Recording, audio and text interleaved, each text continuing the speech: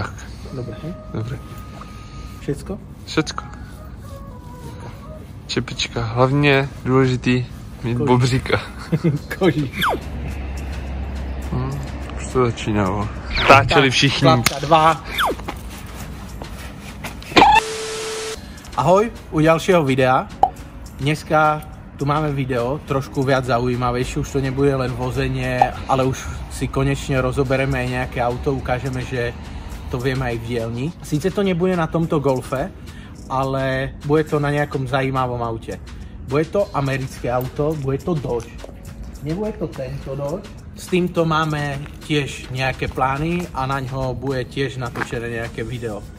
Z nejakej prestavby, úpravy, uvidíme. Ale my sa pozrieme na tento Dodge.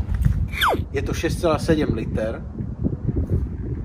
Takže sa poďme na to pozrieť, co na tom budeme opravovať. It's caught in the crossfire. It's caught in the crossfire.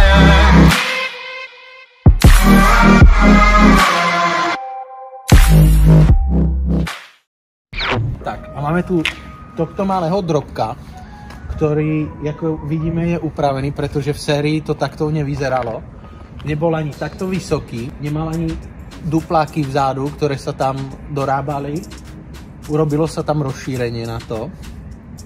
A teraz momentálne je na zimákach, ktoré trošku majú vzor. Takže je to upravený a prekopané kompletne celé, to auto. Motor pod kapotou, aby rozpohyboval tento 6,5 tónový kolos, tak má 6,7 liter. Sice je to Amerika, ale aj v Amerike majú rádi naftové autá a z ktorých dokážu dostať poriadny výkon. Práve kvôli tomu výkonu tak sa bude robiť dnešný servis na tom.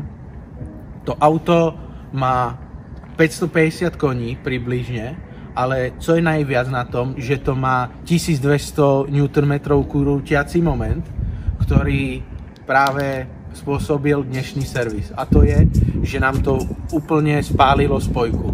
Bude sa v tom meniť spojka, ktorá sériová vydržala nejakých 30 000 km. Takže sa tam bude meniť iná spojka, lepší závod z Dakaru. A my sa na to poďme pozrieť.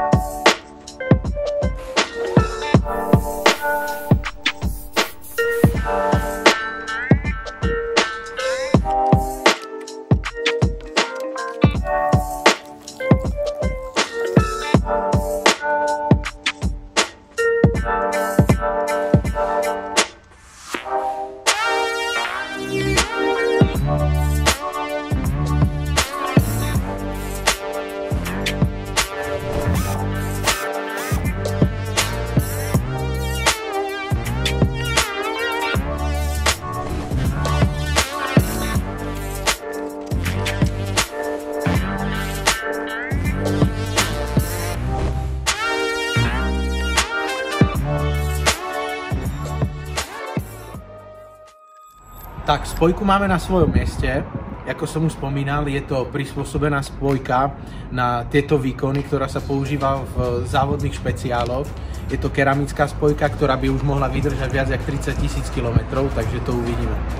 Pretože tých 1200 krútiaci moment je fakt poznať na tých autách a hlavne na tej spojke, že to dostáva poriadny záhul.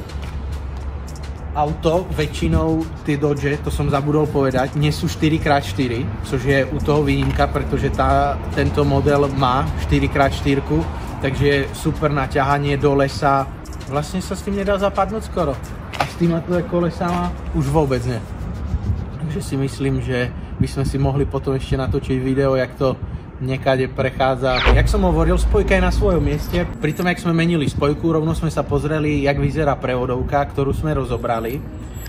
Ozubené kolesa v tom vyzerali úplne jak nové, takže proste je to vidieť, že prevodovka je stavaná na to, že sa z toho dá vytočiť nejaký výkon. Tak prevodovku, keď sme mali otvorenú a skontrolovanú, tak sme tam pre istotu vymenili synchrony. Neradilo to úplne plynulo a prevodovka sa znova naplnila olejom.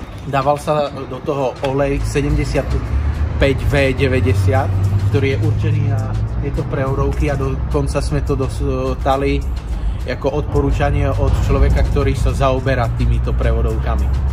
A možno niekto vie, možno nie, ale prevodovka v tomto Dodge je z Mercedesu, takže je to vlastne i nemecké auto? Ja.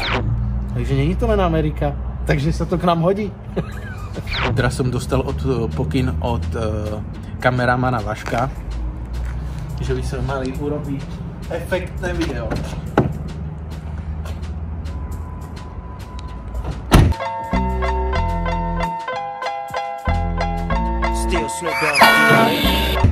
Teraz je to lepšie, že? Tak, prevodovka, ako môžete vidieť, je na svojom mieste. Tým pádom to zase začne ťahať auta, ako napríklad TT, na ktoré sme nezabudli, ale pred koncom roka na to nebol čas, takže už sa na to chystáme a začiatkom roka by mohlo byť nejaké video z úprav na TT, pretože nejaké diely nám už došli, takže sa môžete veľmi skoro tešiť na ďalšie video, kde bude TT. Ako sme ukazovali, tak možno i nejaký Challenger sa upraví. A máme ešte prekvapko vo forme e-tongu, takže sa máte na čo tešiť. A myslím si, že tohle je všetko. Pokiaľ by sa vám páčilo, alebo mali by ste záujem, tak pokiaľ napíšete do komentáru, že chcete vidieť viac o tomto Dodge, alebo co to ovláda, co to dokáže, tak to tam napíšte. A my sa budeme tešiť na ďalší video. Takže čau.